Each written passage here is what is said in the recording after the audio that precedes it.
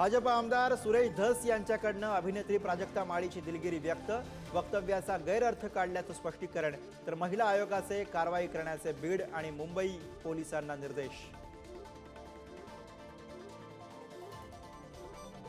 Bank खाती गोठवल्यानं वाल्मिक कराड पोलिसांना शरण येण्याची शक्यता। 11 डिसेंबरला वाल्मिक कराडचं फोन लोकेशन उज्जैनमध्ये सीआयडीनं तपासाचा फास आवळला।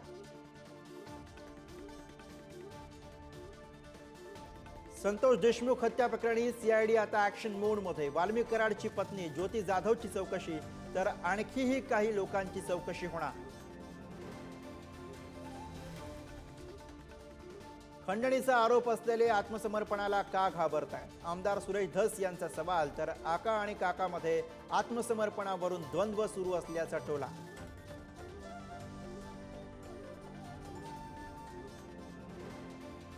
बीडमध्ये चिरीमिरी घेऊन बंदूक परवाने वाटले। राखेचा धंदा करण्यासाठी बंदुकीचा परवाना कशासाठी लागतो? आमदार सुरेश धस यांचा सवाल, तर गरज नसलेले परवाने रद्द करणार बीडचे एसपी नवनीत कौवत यांची माहिती।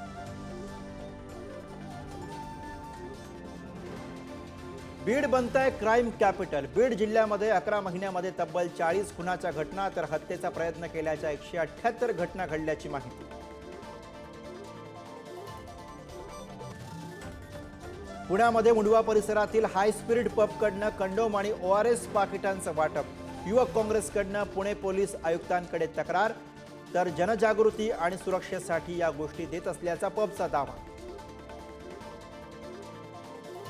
महाराष्ट्राचं कुलदैवत खंडोबा देवाच्या सोमवती यात्रेनिमित्त जेजुरी गडावरती भाविकांची गर्दी। खंडोबाची पालखी कऱ्हा स्नानासाठी मार्गस्थ। शिर्डी, शेगाव आणि त्र्यंबकेश्वर पाठोपाठ वणीचं सप्तशृंगी देवी मंदिरही 31 डिसेंबरला रात्रभर खुलं राहणार। नववर्षाच्या स्वागतासाठी होणारी संभाव्य गर्दी लक्षात घेता मंदिर प्रशासनाचा निर्णय।